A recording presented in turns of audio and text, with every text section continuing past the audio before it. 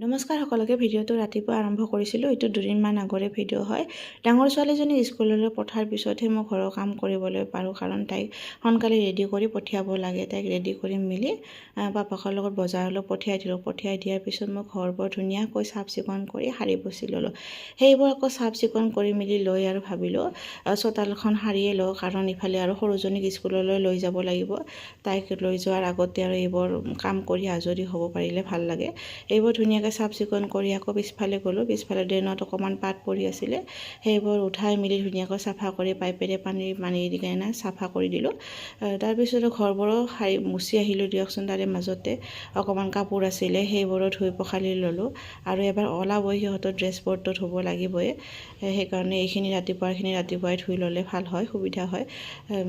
সিফালে আৰু মই ৰেডি হয় ঘৰত যোৱা আমি দেৰি হৈ গ'ল। সৰুজনী আৰু কৈ আছে যে মা মই আজি টিফিনত লুচি আলু ভাজা খাম। মোৰ কিন্তু বনাই দিবলৈ সময় নহ'লে পাপাকে আৰু বনাই দিলে। মই ৰেডি হৈ আহামিনি চাওঁ যে তেখেতক বনোৱা হ'লে।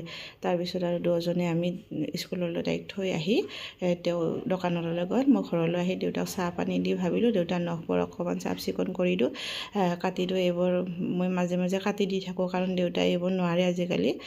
দেউতা অকণমান অসুস্থ হৈছে, বজাৰলৈ যাব নিদিলে, কিন্তু দেউতাই কোন তৰকত যে মই ভিতৰত থকা সময়ত গুচি যায় গমেই নাপাওঁ। মই যামেই, তোমালোকে কি কৰিবা কয়, কি কৰিব আৰু কথা নুশুনে, বয়সো হৈছে দিয়কচোন। এইফালে আকৌ মাগুৰ মাছ আনিছিলে। মাগুৰ মাছখিনি ধুনীয়াকৈ কাটি মেলি লৈ ভাবিলোঁ আজি নৰসিংহ ভেদাইলতাৰে বনাওঁ। আৰু অকণমান শ'ল মাছ আনিছিলে, সেইখিনি গ্ৰেভিকৈ অমিতা আলুৰে বনালোঁ। আৰু পটল ভাজি বনালোঁ। আজি বিশেষ তেনেকৈ একো নবনালোঁ। তাৰপিছত আৰু এইবোৰ সকলোখিনি কাম কৰি আজৰি হৈ ভাবিলোঁ আজি সৰু ছোৱালীজনীক চুলি কাটি দিওঁ, কাৰণ তাই চুলিখিনি লৈ যে ইমান অশান্তি কৰি থাকে, বান্ধিবও নিদিয়ে আৰু ক্লিপ মাৰিবও নিদিয়ে। মা আহিছিলে, মা আৰু তাইক বিচি দি আছে, তাই বোলে গৰম লাগিছে। আৰু তাৰে মাজতে মোবাইলটোও চাবলৈ দিলোঁ। চাবলৈ দিহে তাই চুলিখিনি কাটি দিলোঁ। চুলিখিনি কাটি মেলি হৈ গ'ল, আৰু বিশেষ একো ভিডিঅ' কৰা নহ'ল।